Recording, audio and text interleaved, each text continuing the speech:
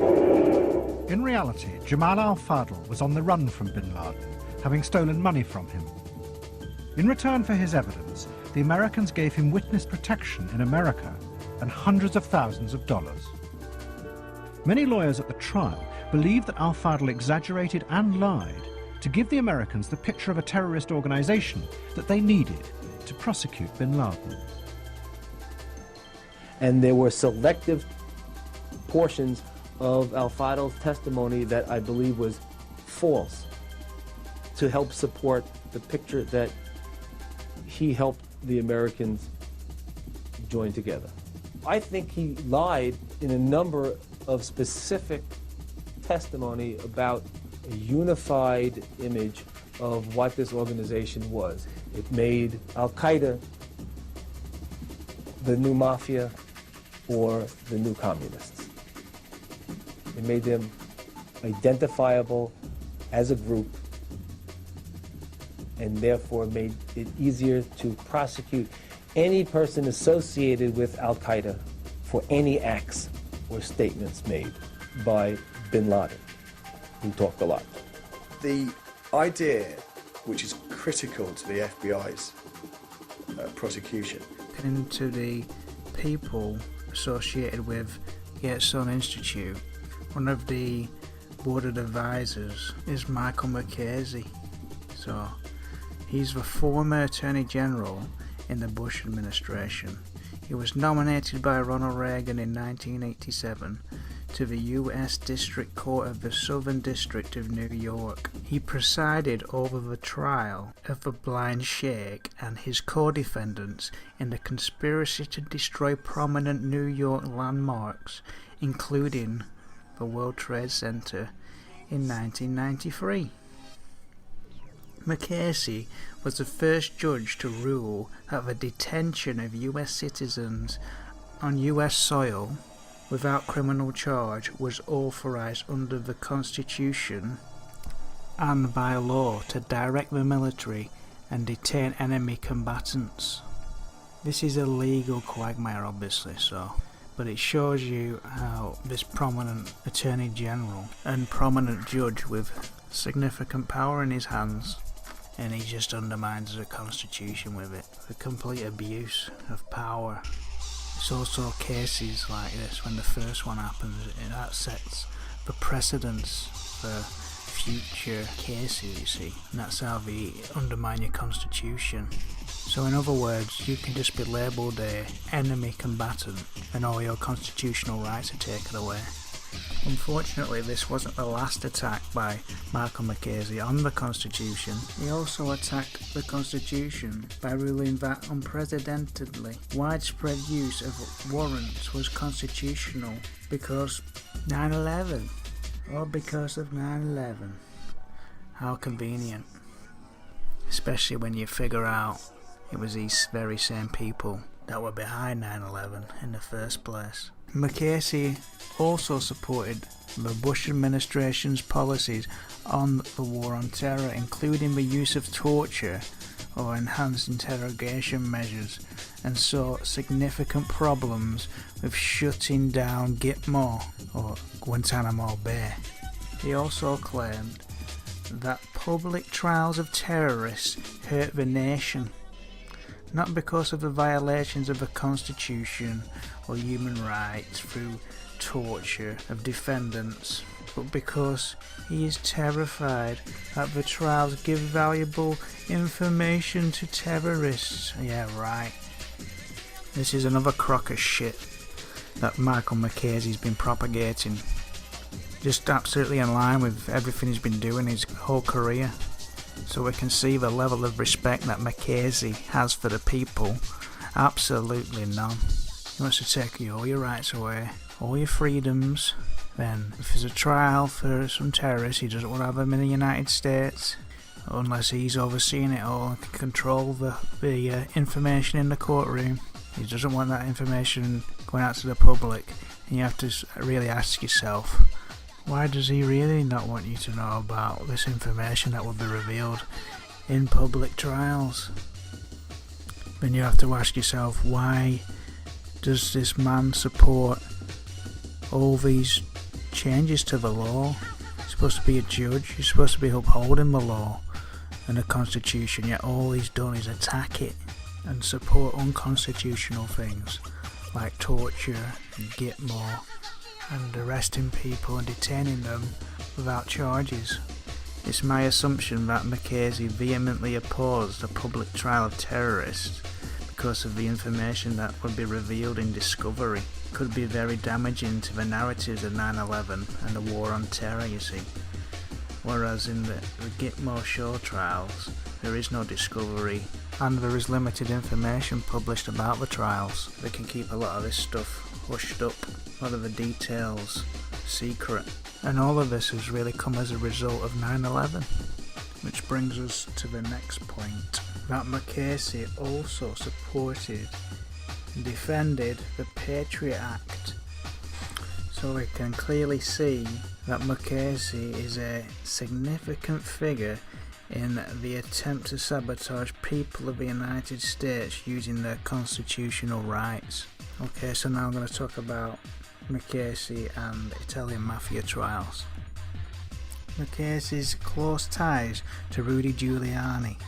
Mackenzie was an assistant US attorney and head of the official corruption unit when Giuliani was US attorney in New York. Giuliani practiced his cross-examinations on Mackenzie, who would portray the witness. In 1985, when Mackenzie was US attorney for the Southern District of New York, Giuliani was coming under intense criticism for his aggressive tactics in prosecuting organised crime, including his use of mass trials, his habit of holding defendants without bail, and his practice of subpoenaing defence lawyers to testify at their clients' grand jury hearings, which lawyers argue was a violation of client confidentiality. Now that's ironic.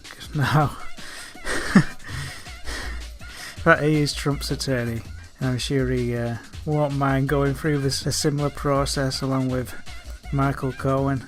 Mackenzie shouldn't have a problem with it either, because he supported Giuliani's actions, jumping to his defence, stating Giuliani's tough tactics were justified to defeat an enemy that, he said, was far more dangerous and powerful than critics were willing to acknowledge. So you can see again how he's abused the fear-mongering around these people to try and justify and abuse their rights. And that's exactly what they did with the so-called terrorists in Guantanamo. So here we can see Mackenzie's long-term history of abusing the rights of the people of the United States. So the result of the downfall of the Italian Mafia families, this led to the rise of the Russian Mafia in New York, which is what I believe was the intention all along, which is increasingly interesting when we take a look at Rudy Giuliani's clients and the dirty dossier, or Trump-Russia dossier, in an article entitled Rudy Giuliani's Clients Are All in the Trump-Russia Dossier's Massive Oil Deal by Grant Stern. The question is posed: did Rudy Giuliani mastermind the massive oil privatization deal in the Trump-Russia dossier? Time magazine once called Rudy Giuliani an honorary Texan oil lawyer, but his drive, his New York political image and connections, and his reach inside both the Kremlin and the Persian Gulf is what elevated Bracewell and Giuliani to be considered the leading energy law firm of the last decade, and why it continues to rack up awards from its peers. Open source information shows that both the Emirate of Qatar and the state-owned Russian oil company Rosneft are clients of Rudy Giuliani's law and consulting firm Giuliani Partners.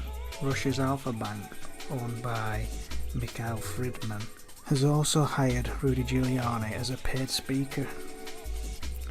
Alpha also had an alleged server in Trump Tower. So we've got these significant connections to Russia and a Russian oligarchy that definitely need to be explored deeper, and look into this Rosneft deal in more detail in the future. But for now, I want to move on to this next connection through Mark McCasey. The Mark McCasey connection. On the 16th of July 2007, both Michael McCasey and his son Mark were named as members of Giuliani's 2008 campaign Justice Advisory Committee. Mark was a partner in Giuliani's law firm, Bracewell and Giuliani. The two worked together at Greenberg Traurig as well. Giuliani was tasked by President Trump to legally create the Muslim ban or travel ban. Giuliani assembled a commission with Michael McCasey to come up with the failed travel ban, and Mark was part of this as well. So there's this connection which I wanted to point out, which leads to Mark McCasey, Joel Zamel, Psy Group, and Russian billionaire Mikhail Slipenchek.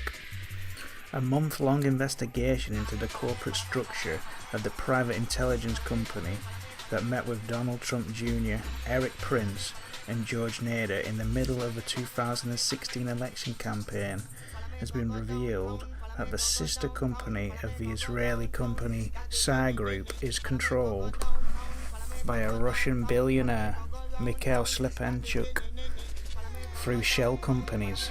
Psy Group, a private intelligence group connected to Cambridge Analytica and based in Limassol, Cyprus, a hotbed of Russian oligarchy and money laundering, the same address that Psy Group operates out of, and was published on their website before it was mysteriously left blank. The same address appeared in the Panama Papers, associated with shell companies used to move oligarch Slipenchuk's money to the tax haven of the British Virgin Islands. Slipenchuk owns the Cyprus-based Trident Trust, and Psy Group is based at the Trident Centre. The CEO, Joel Zamel's attorney is Mark McCasey. In a statement referring to the investigation into the meeting that took place in the middle of the election campaign with Prince Nader and Trump Jr., he said, "Not only are you treading over ground that has already been traversed by others to no avail, but your facts are also wrong. You're chasing ghosts." So here we have Mark McCasey. Again, we know his connections to his father and to Giuliani. We know the role that they played in the rise of the Russian Mafia in New York. We know about the connections to Russian oligarchs and Alpha Bank and the state-owned Rosneft.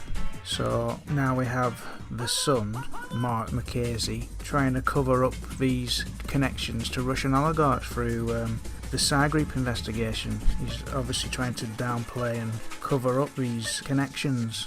He says you're chasing ghosts. I guess ghosts must be Russian oligarchs. Ghosts are real, folks. You heard it here first. Anyway, on a serious note, it's clear to me that McCasey is covering up this New York, Tel Aviv, Moscow axis, this intelligence axis, this network. From what I can tell, that's the big cover up here. This is the stuff they don't want us touching on and looking into. And Brendan O'Connelly's done some... Literally.